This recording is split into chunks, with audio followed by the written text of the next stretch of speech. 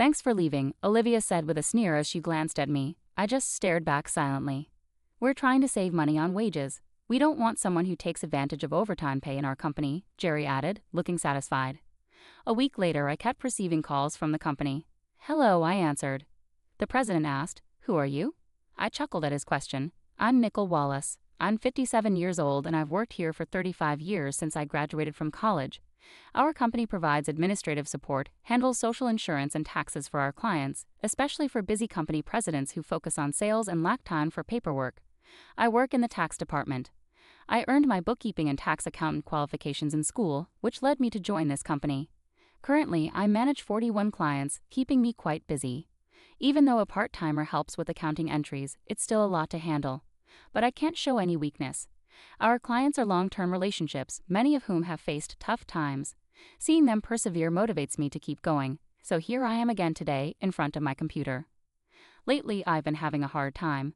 Jerry and Olivia have been bothering me a lot. Jerry, who's 6 years younger than me, is now the head of our tax department. He used to be just a regular colleague, but ever since he got promoted 5 months ago, his attitude completely changed. He used to speak politely, but now he's always sarcastic or complaining. Nicole, what are you doing?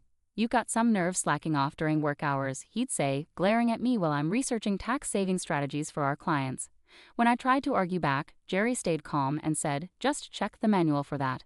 Don't do anything unnecessary, and if you end up working overtime, don't expect to get paid for it. I overheard Olivia, Jerry's assistant, saying, Nicole, you should work more efficiently. At this rate, you'll never finish. She laughed mockingly, adding, that's probably why you're still just a regular employee. I was actually the first one offered the promotion to head the department, but I turned it down. Being the head would mean more time managing and less time working directly with clients. Since it was an internal offer, Jerry and Olivia didn't know about it. I'll make sure to keep up with my regular duties, I managed to say. Despite everything, Jerry and Olivia kept harassing me. You're racking up overtime again. What a waste, Jerry's angry voice echoed today. Nicole, enough already. Your constant overtime is dragging down the whole tax department's performance, Olivia sighed. The reason for yesterday's overtime was simple. Jerry had let a month's worth of declaration forms pile up, all due by the end of the month. After work yesterday, he abruptly dumped several client files on my desk. My heart sank when I saw them. Wait, aren't these all due this month? I asked in confusion, but Jerry was already packing up. I'm leaving. Take care of these, he said briskly and hurried out of the office. Good luck, Olivia added, following Jerry with a mocking laugh. Unbelievable. I sighed as I opened the client files left on my desk. Some of them were supposed to be Olivia's responsibility. I sighed even deeper. I understood why Jerry was harassing me. They wanted me to retire quickly. I have more experience and deeper knowledge in taxation than him, so other members of the tax department often come to me with their questions instead of Jerry. There are other reasons why everyone avoids Jerry. He looks oily and unfriendly. The only female employee who stays close to him is Olivia. Jerry has a preference for younger women. That's probably why he wants me to retire, so the other female employees will rely on him more. It's such shallow thinking, it makes me uneasy. Also, he simply doesn't like me. Olivia was harassing me to gain favor with Jerry. Since Jerry evaluates the tax department's performance, she probably aimed to undermine me to get a good evaluation from him. Anyway, I have to handle these declarations. I need to prepare tax forms for my assigned companies, but it seems like I won't finish today's work either. If I try to claim overtime, I'll just get complaints from Jerry and Olivia, so I resigned myself to working unpaid overtime. One day I was suddenly summoned to the president's office. Our company had recently undergone a change in leadership. The founder's father, who had been running the company, had fallen ill, and his son, who previously worked elsewhere, took over despite being unfamiliar with our operations. Excuse me, I said as I entered the president's office. I noticed Jerry and Olivia there, both wearing unpleasant smirks. Why are Jerry and the others here? I muttered quietly, trying not to be heard. In this tense and strange atmosphere, the president spoke. Nicole, we need you to resign by the end of this month. Excuse me? What do you mean? I asked, feeling bewildered. I've been informed by Jerry and Olivia that you've been billing excessive overtime. While other members of the tax department have around 16 hours of overtime per month, you've logged over 83 hours. Doesn't that strike you as odd? Jerry and Olivia haven't logged any overtime this month. Quite impressive, don't you think? The president looked at me sternly. The reason my overtime was so high this month was because I was covering Jerry and Olivia's workload. I wanted to explain, but blaming Jerry could make it seem like I couldn't manage my time. So I stuck to the facts. I haven't overbilled for overtime. It's because I couldn't finish my work within regular hours, I clarified. The president sighed deeply. I'm skeptical, but without evidence, I won't pursue it further. However, we can't continue to employ someone who works at that pace, so I need you to resign. The president seemed resolute, asking me to leave the company where I'd dedicated my entire 35-year career. I felt worn out too. No matter how much extra work I took on, it never seemed to be acknowledged. Instead, I ended up shouldering Jerry and Olivia's responsibilities as well. Yes, I understand. I'll resign at the end of this month, I repeated to the president, realizing I had already agreed to it. I glanced at Jerry and Olivia. They were smiling smugly, clearly pleased with the outcome. After leaving the president's office with them, Olivia sneered at me, saying, "Thanks for quitting." I just stared back at her silently. Jerry echoed the sentiment, looking down on me as well. "We're cutting labor costs. We don't need someone who takes advantage of overtime pay at our company," he added, seemingly pleased. As I watched them chat cheerfully, I began preparing handover documents for all my clients. It was important to ensure a smooth transition, so I made sure to personally say goodbye to those I was handing over to. I also tried to schedule a meeting with the president to bid farewell in person. For those I couldn't meet, I sent letters informing them of my successor. A week after resigning, I finally had a moment to relax at home. I had been swamped with handover tasks right up to my last day, and even before that, my workload had been heavy. A bit of relaxation seemed well-deserved. Just as I was thinking this, my phone rang.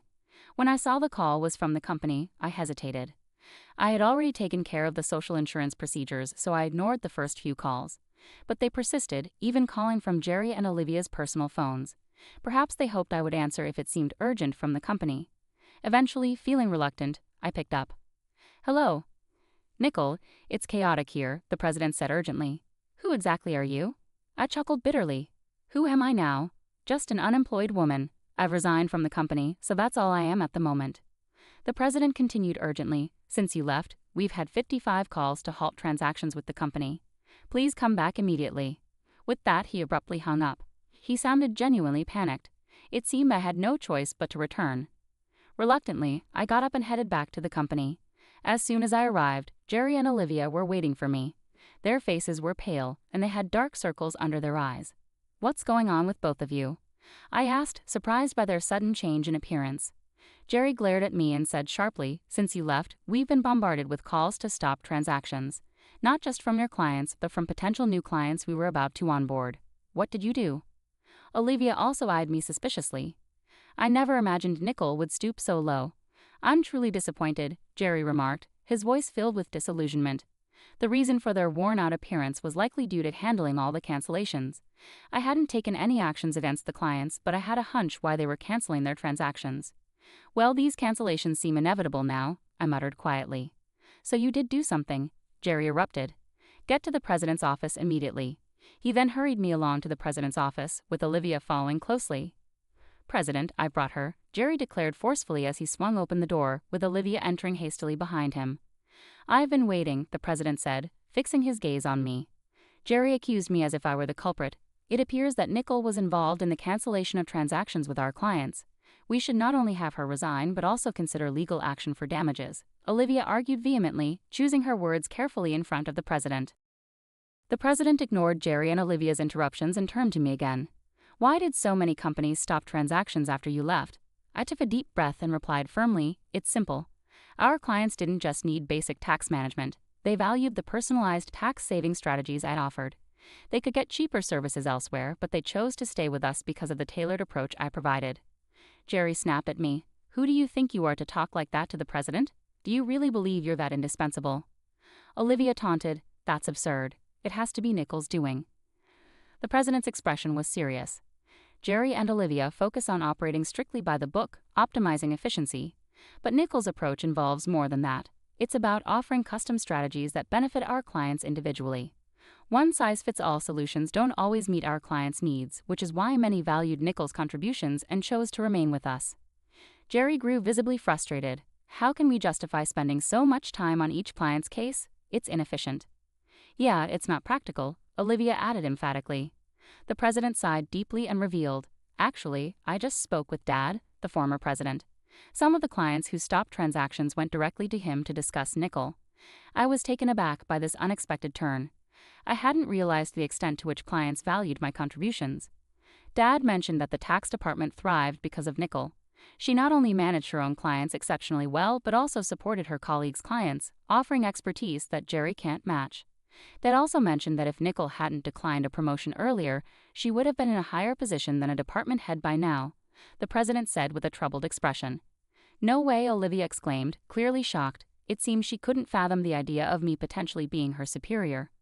The president continued, his tone regretful. I deeply apologize for asking you to resign, Nicole. Can we rescind your resignation? You're indispensable to our company. I was genuinely pleased by the president's change of heart, but I hesitated to accept it. Before I could respond, Jerry interrupted forcefully. President, what do you mean she's better than me? I can't accept this. Jerry was visibly upset, his voice betraying his frustration. Olivia joined in, protesting. Jerry is an excellent leader who genuinely cares for his team. Are you really favoring Nicole over him? That's unfair. The president fixed a stern look on them both. In fact, since Nicole resigned, we've been receiving numerous complaints from the tax department. It seems that both of you have been offloading your responsibilities onto others, haven't you? What? That's not true. Jerry's face paled, his denial immediate. The president spoke with a look of disappointment. I've heard from the staff. Jerry, you've been delegating the preparation of your clients' declaration forms to your subordinates, even assigning Olivia's workload to them for many clients. Beside Jerry, who grew visibly paler, Olivia trembled when her name was brought up. There have been reports that you shifted your responsibilities onto Nicole before she resigned. Jerry, you even called her a time thief. It seems the roles have been reversed, haven't they? The president sighed heavily. No, that's not true, Jerry stammered, clearly flustered and unable to defend himself. Watching Jerry and Olivia both turn pale, the president continued sternly, furthermore, there have been reports of a relationship between you two. You've been seen leaving work together frequently. But Jerry, aren't you married? The president's glare intensified as he looked at Jerry and Olivia. I was simply mentoring Olivia in my role as her superior, nothing more, Jerry struggled to explain, but the president produced several receipts. These are expense receipts flagged by the accounting department, dining expenses claimed by Jerry. Who were these meals with? Certainly not clients, right? Jerry was sweating profusely, unable to answer. Olivia's face turned ashen. Jerry and Olivia, not only have you neglected your responsibilities and inflated expense claims, but you've also engaged in an inappropriate relationship within the office, despite being married. According to company policy, I am terminating your employment effective immediately, the president stated calmly and decisively. Jerry and Olivia pleaded desperately. Please wait. I'll retract the expense claims, just don't fire me. I have a family, Jerry begged, trying to reverse his termination. Olivia echoed his plea. Please, I don't want to lose my job. I'll apologize to Nicole and others for dumping work on them. Olivia was visibly on the brink of tears, realizing the gravity of being fired for neglecting her duties and having an affair with a superior. She must have been deeply concerned about her reputation. Trying to offer some advice, I said to Jerry and Olivia, why continue to resist? It's not helping your situation. Jerry shot me a glare. Shut up? What could someone like you possibly understand?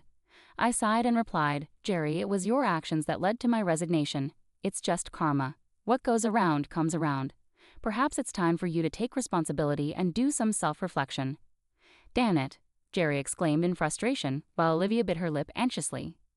I haven't disclosed everything yet, but there's more to Jerry and Olivia's misconduct. Should I share more details? I asked the president with a wry smile.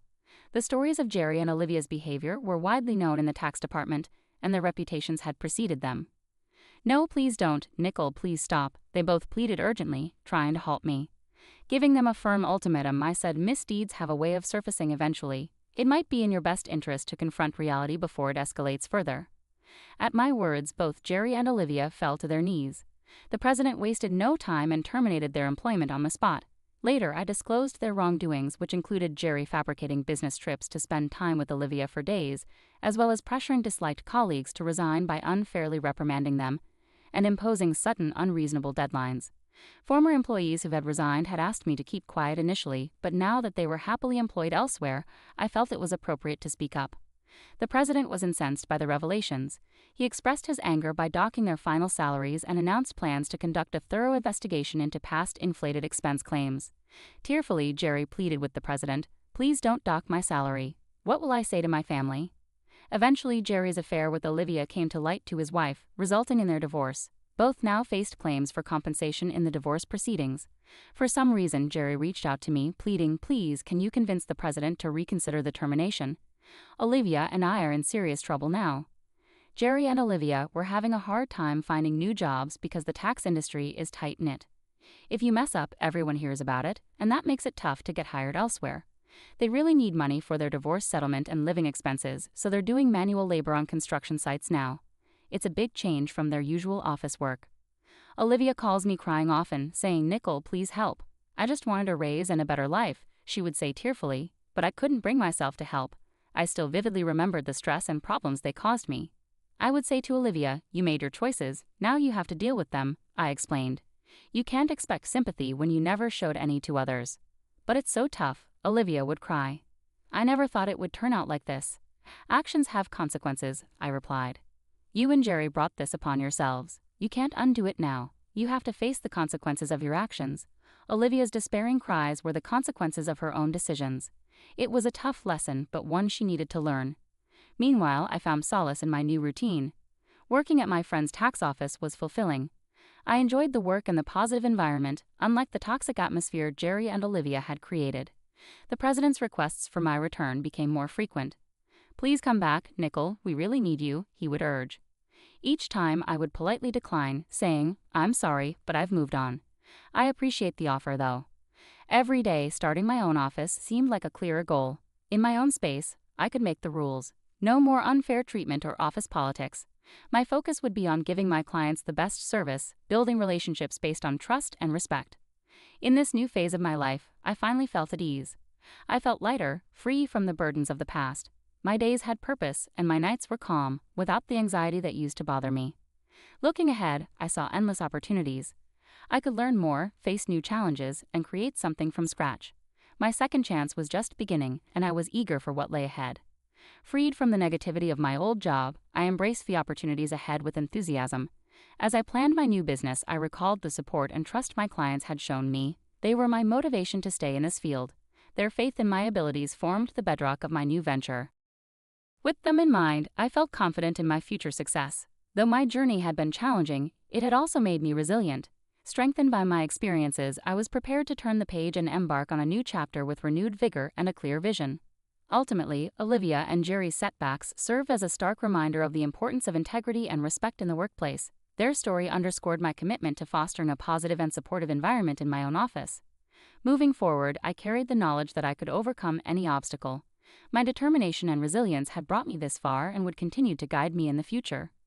My second chance wasn't just a continuation of the past, it was a fresh start filled with promise and potential.